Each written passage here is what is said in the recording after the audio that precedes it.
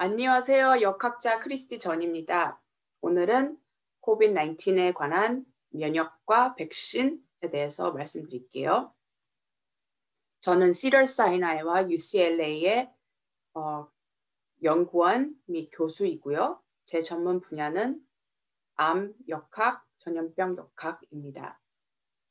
저는 오늘 이 세미나를 제 개인적인 전문적인 소견으로 준비를 하였고요. 시더사이나이나 UCLA를 대변하지는 않습니다. 저는 의사가 아니고요. 그래서 코비드-19 질병에 대해서 어떻게 치료하는지는 말씀을 드리겠습니다. 우리 몸 안에 있는 면역 체계는 두 가지가 있는데요. 한 가지는 선천적, innate immunity라고 하고요. 한 가지는 adaptive, 적응하는 immunity가 있다고 합니다. 이 선천적 immunity는 우리 몸 안에 foreign body, 다른 물질이 들어왔을 때, 바이러스 같이 들어왔을 때 바로 대응을 해줍니다. 그리고 대응하는 방법이 항상 똑같습니다. 근데 적응적, 이 adaptive immunity는 이 바이러스나 들어오는 물질을 잘 배워가면서 그거에 딱 맞는 대응을 해줍니다. 이 선천적 그리고 adaptive immunity가 같이 잘 활용해줘야지 바이러스를 잘 막아줄 수 있습니다. 백신은 이 adaptive immunity를 통해서 우리 몸을 훈련을 시켜줍니다. 백신이란 거는 바이러스의 일부분 아니면은 비슷한 유사한 부분을 만들어서 조작을 해서 그것을 몸의 일부러 introduce를 해줍니다. introduce 해서 우리 면역 체계가 이 백신을 보면서 앞으로 이런 게 오면은 우리가 이런 엔티바디, 항체를 만들어서 대응해주면 되겠구나라고 훈련을 시켜줍니다. 그렇기 때문에 백신은 우리 몸에 굉장히 중요하고 이로운 것입니다. 백신을 만들어가는 과정이 사실은 여러 단계가 있는데요. 임상 실험을 하기 전부터는 exploratory stage가 있습니다. exploratory stage는 어떠한 바이러스의 어떠한 부분을 써야 되는지 그리고 어떻게 유사하게 만들어야 되는지 디자인해야 되는지 연구하는 것이고요. 그 molecule 아니면은 그 부분들이 발견된 후 preclinical stage로 갑니다. preclinical stage는 동물 실험을 하게 되는데 그 백신을 동물에게 투여를 해보고 동물이 이 마우스나 이런 동물 실험 동물들이 항체를 이루는지 보고 면역이 생기는지 봅니다. 그리고 다시 바이러스를 챌린지를 해봅니다. 그 챌린지를 했을 때 그 동물이 그 질병에 안 걸리고 잘 견디는지 봅니다. 이렇게 해서 동물 실험을 해본 결과 이 백신을 인간한테 한번 실험해도 되겠다라고 했을 때 임상 실험이 시작됩니다. 임상 실험은 phase 1, 2, 3가 있는데요. 1차에서는 소규모로 20 to 100 volunteer를 자원자를 통해서 이 백신이 안전한지를 봅니다. 그리고 어느 도스에서 안전한지를 봅니다. 그리고 두드러지게 나타나는 부종이 어떤 것이 있는지 보게 되고요. 여기 1차에서 비교적 안전하다 하다 할 때 2차로 넘어갑니다. 2차는 규모가 더 커서 한 several hundred volunteer 정도가 동원이 되는데요. 여기서도 또 어떤 부작용이 있는지 그 1차 실험에서 보여지지 않는 또 부작용이 어떤 것인지 그리고 항체가 이루어지는지 어느 정도 효과도 2차에서 보기 시작합니다. 그 다음에 2차가 다 끝나고 아니면 어쨌든 2차하고 3차를 같이 컴바인해서 할 때도 있어요. 3차는 더 큰 규모로 임상 실험을 하는데 일단은 hundreds or thousands of volunteers가 동원이 됩니다. 이럴 때는 백신의 효과를 보는 거죠. 네, 그만큼 이제 코비드 환자가 몇 명 생겼는지 그리고 이 백신군에는 몇 명 생기고 백신을 받지 않는 군에는 몇 명 있고 그 정도의 효과, 그 비교를 해서 효과가 어느 정도 있는지 보는 겁니다. 그리고 전에 안 보였던 더 rare하고 흔하지 않은 그 부작용이 어떤 것이 있는지, 어떤 위험이 있는지 계속 보게 됩니다. 3차의 결과가 끝나면, 그리고 3차에서 아주 좋은 효과가 나타나면 FDA, 미국 Food and Drug Administration에서 approval 스탬프를 줍니다. approval 스탬프를 주고 나서도 미국 Food and Drug Administration에서는 백신이 어떻게 제조되는지 계속 검사를 합니다. 그리고 백신을 투여한 사람한테서 어떠한 부작용이 나타나는지 그것도 계속 정보를 수집을 합니다. 그리고 이제 퍼블릭에 알려줍니다. 그걸 페이스 4이라고 하죠. 근데 페이스 3를 일단은 넘어가면은 마켓 어프로벌이 납니다. 마켓 어프로벌은 그걸 이제 이 백신을 만드는 컴퍼니에서 커머셜라이즈 할 수 있다는 거죠. 팔 수 있다는 거죠. 이렇게 해서 안정성을 보장을 합니다. 지금 코로나 바이러스 19 백신 캔디데이트 여러 가지가 있는데요. 페이즈 1에 있는 백신도 페이즈 2에 있는 백신이 있고 페이즈 3에 있는 백신이 있는데 페이즈 3에 도달하는 백신은 여기 도표에 제가 정리를 해놨습니다. 몇 주 전에 FDA 어프로벌이 난 파이저 백신은 effectiveness 95% 효과가 있다고 그러고요. 저장 온도가 꽤 낮습니다. 마이너스 70도. 이거는 일반 냉장고에서는, 냉동고에서는 저장을 할 수 없고요. 이런 큰 대학병원이나 큰 실험기관 이런 데서 메인테인하는 그런 프리저를 써야 됩니다. 모더나 백신, 지난주인가요? 지난주에 어프로벌 났죠? 효과력이 아주 비슷합니다. 94.5%라고 하는데요. 저장 온도가 파이저 백신에 비해서는 조금 더 높다고 합니다. 그래서 이번 한 냉동 시설 한 마이너스 20 섭씨 정도 셀시어스 정도 되는 그러한 환경에서 저장을 해야 된다고 하고요. 둘 다 RNA 백신입니다. RNA는 유전자 머티리얼인데요. 이제 바이러스와 유사한 그런 RNA를 써서, 그렇지만 몸에 해롭지 않은 그런 RNA를 써서 만들었다고 합니다. 백신 효과력을 어떻게 이해를 해야 되냐면요. 이 12월 10일에 보고된 자료를 보면 백신을 맞은 군 18,000명 중에 이 백신을 맞았다는 건요. 2번 맞았을 때. 그러니까 처음 맞고 그리고 나서 3주 후에 두 번째 도스를 맞고 나서 7일 이후, 그러니까 면역이 훈련이 시켜진 이후로부터 이제 카운트를 한 거죠. 코로나 바이러스 환자가 몇 명 생기는지. 그 류를 봤었을 때는 18,000명 중 백신을 받은 사람들 중에선 8명의 코로나 바이러스 환자가 확진이 됐다고 합니다. 이는 infection incidence가 0.04%. 플라세보라는 백신을 받지 않는 군이거든요. 근데 이제 백신을 받은 것처럼 하기 위해서 똑같은 주사위를 쓰고 뭘 줍니다. 근데 거기 안에 있는 내용물이 아무런 액티브 인그리디언트가 없는 거예요. 그냥 우리 그냥 세일린 워터 같은 거예요. 그래서 백신이 안 들어있는 주사를 받은 사람들은 중에서는 인펙션 케이스가 162케이스가 있었다고 합니다. 18,000명 중 그거는 인펙션 인시던스가 0.88%가 되죠.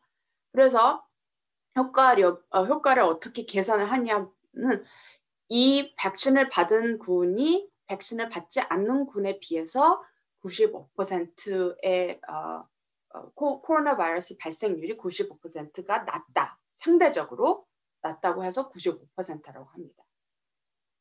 그렇게 해서 계산을 하는 거고요. 제가 보기에는 굉장히 효과적입니다. 우리가 백신을 받는 여러 가지 백신들이 있잖아요.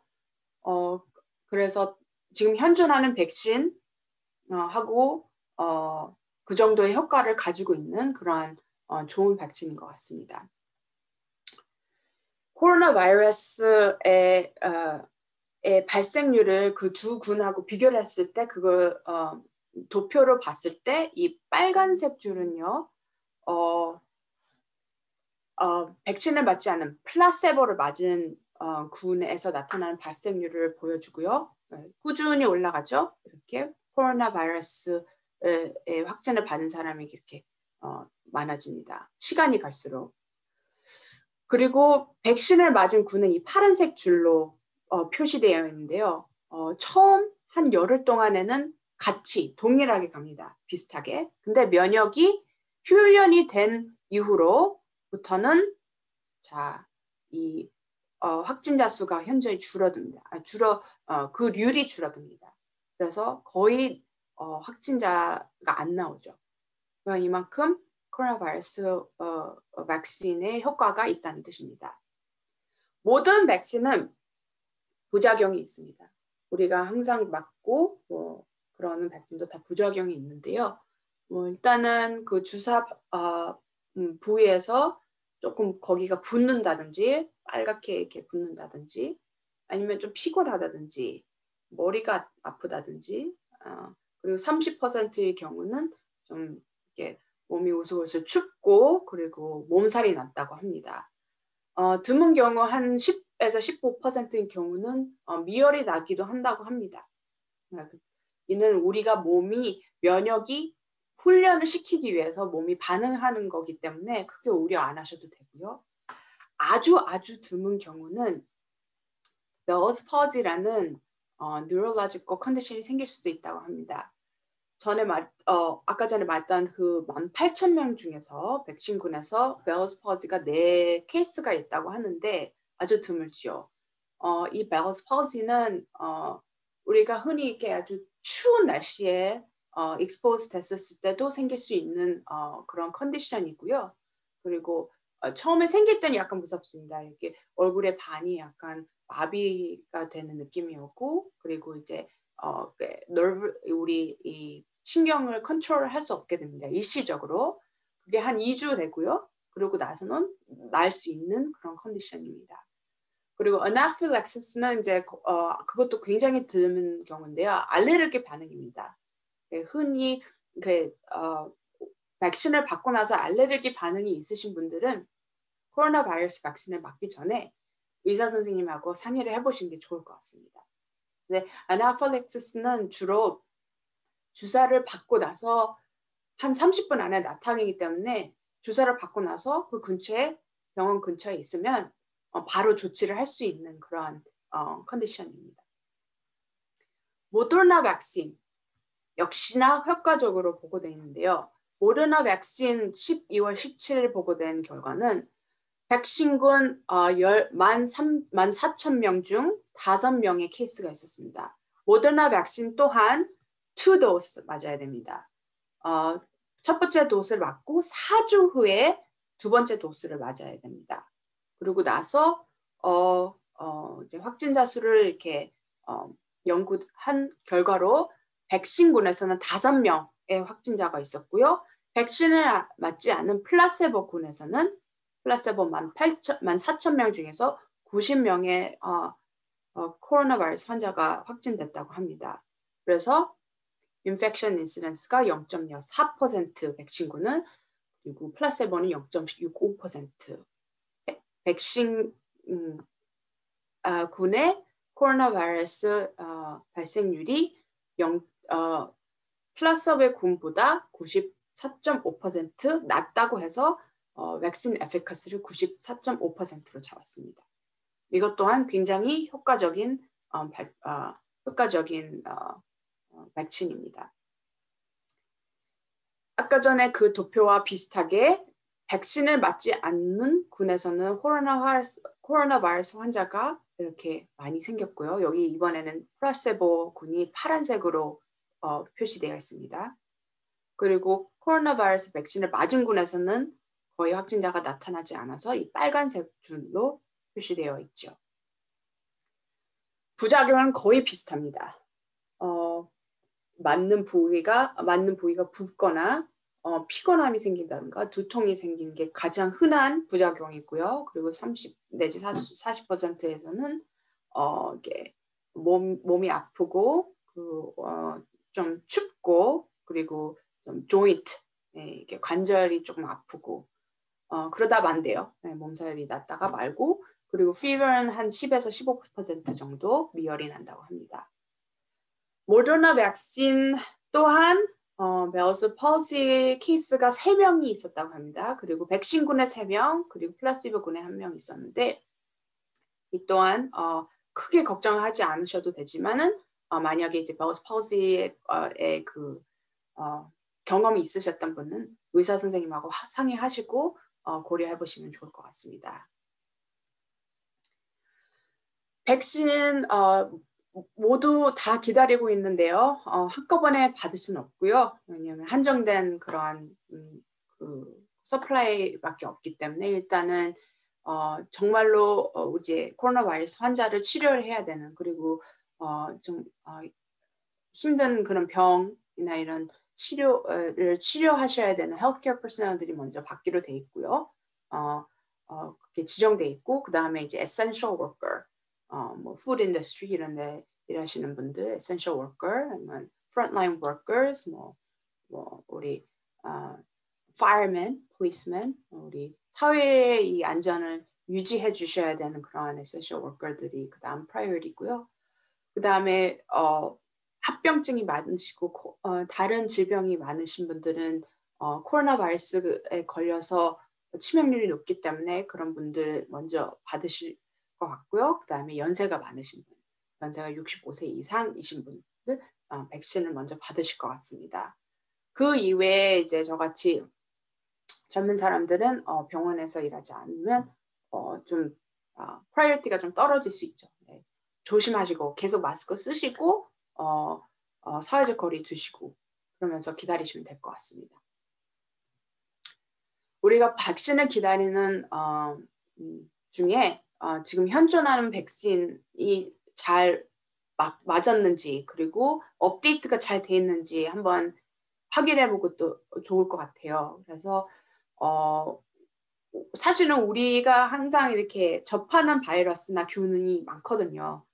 그래서 예를 들어서 독감 매년 독감 시즌이 생기잖아요. 그래서 인플루엔자 백신을 매년 맞아야 돼요. 왜냐하면 독감 바이러스는 계속 변이를 해요.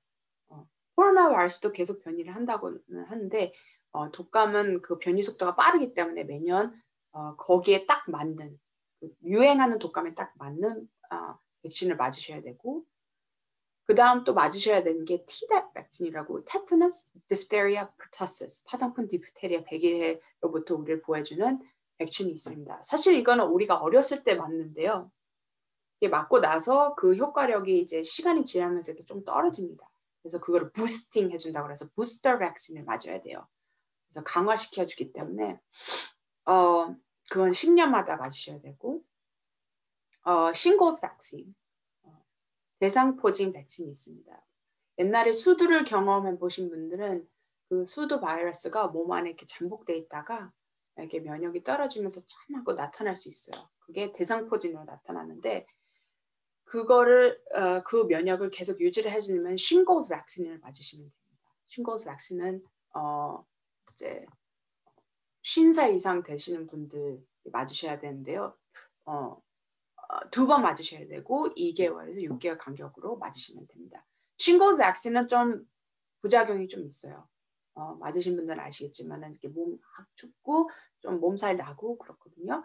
그래도 대상포진을 겪는 것보다 훨씬 낫습니다. 그래서 꼭 백신 맞으시길 바라고요. 마지막으로는 pneumococcal polysaccharide vaccine, 폐렴 예방 주사입니다. 폐렴 무려 폐렴균 23가지로부터 보호를 해주는 백신인데요. 이것 또한 2번 맞으셔야 되고 8주 간격으로 맞으셔야 합니다. 이거는 다 뭐 any insurance, Obamacare, any kind of insurance가 다 커버해주고는 그런 예방 차원에서 맞는 거기 때문에 그래, 비용이나 이런 거 크게 걱정 안 하시고 의사 선생님하고 상의해서 백신 맞으시면 되겠습니다. 이로써 우리 코로나 바이러스 백신 그리고 다른 백신에 대해서 알아보았고요. 이에 대해서 질문 사항이 있으시면은 저한테 이메일 주시면 됩니다. 감사합니다.